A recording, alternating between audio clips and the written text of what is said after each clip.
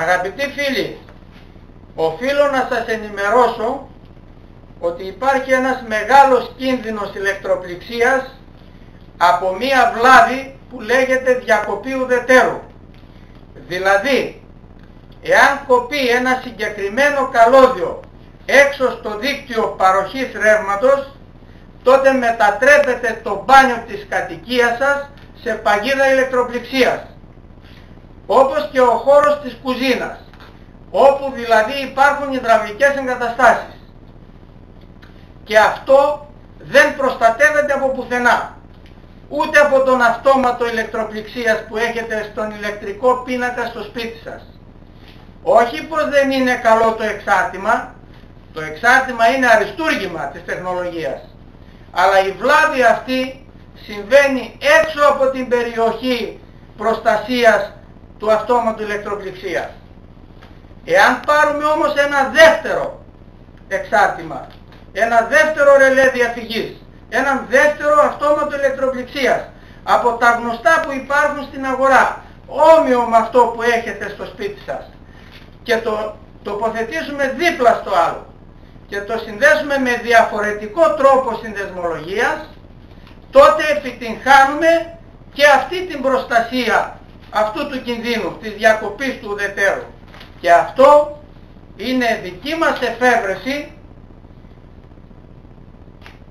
και αποτέλεσμα μιας 15ετούς έρευνας, η οποία άρχισε λίγο πριν από το 2000, το έτος 2000, όταν εντοπίσαμε για πρώτη φορά αυτό το πρόβλημα. Και εμείς δεν έχουμε καμία σχέση με την πώληση αυτού του εξαρτήματος, του ρελέ διαφυγής, με το εμπόριο δηλαδή του αυτόματου ηλεκτροπληξίας, δεν έχουμε καμία σχέση. Εμείς έχουμε εφεύρει τον τρόπο συνδεσμολογίας και μέλημά μας είναι να το προωθήσουμε, να τεθεί σε εφαρμογή για να έχουμε αυτή την προστασία.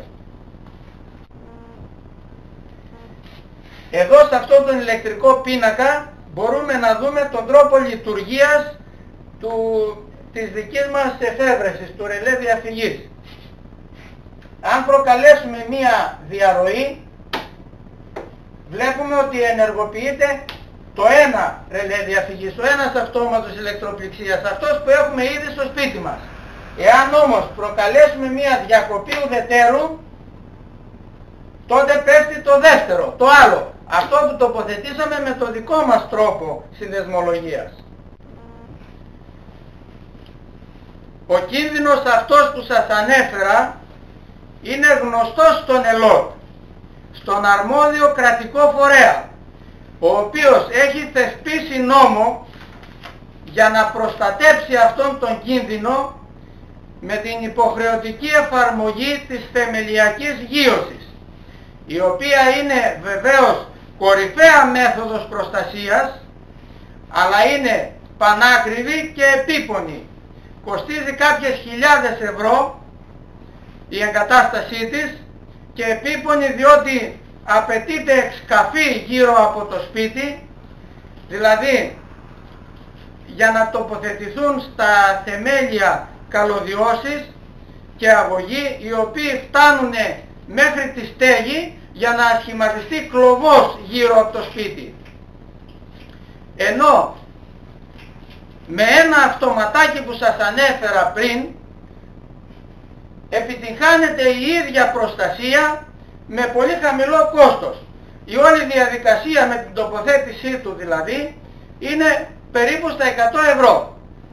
Βλέπουμε λοιπόν μετά από όλα αυτά και λέμε, για ποιο λόγο να κάνουμε μια τέτοια δαπάνη όταν υπάρχει αυτή η μέθοδος υπάνθινη με το γνωστό, το αποδεκτό εξάρτημα, αυτό που λέγεται αυτόματος ηλεκτροπληξίας, που μας προστατεύει από αυτή την περίπτωση. Για ποιο λόγο να κάνουμε μια τέτοια δαπάνη, να βελτιώσουμε τη γείωση, εφόσον μας προστατεύει όταν η γείωση είναι ανεπαρκής.